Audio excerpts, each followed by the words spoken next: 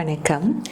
எமது ஆளுமை விருத்தியில் 4 விடயங்கள் முக்கியத்துவம் பெறுவதாக எமது சாஸ்திரங்களில் குறிப்பிடப்பட்டிருக்கின்றது. ஒன்று உடல் சார்ந்த வளர்ச்சி, அடுத்ததாக மனம் சார்ந்த வளர்ச்சி, மூன்றாவதாக அறிவு சார்ந்த வளர்ச்சி, இறுதியாக ஆன்மீகம் சார்ந்த வளர்ச்சி. இந்த 4 விடயங்களுக்கும் நாம் முக்கியத்துவம் கொடுக்கும்போது அது முழுமையான ஆளுமை வளர்ச்சியாக இருக்கின்றது.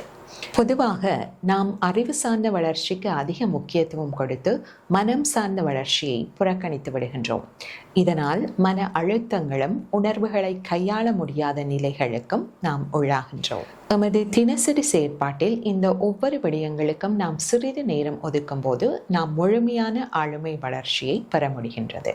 உதாரணமாக, உடல் சார்ந்த வளர்ச்சிக்கு சரியான உணவு முறை, உடற்பயிற்சி, நடைப்பயிற்சி, யோகாசனம் போன்றவற்றில் நாம் ஈடுபடலாம்.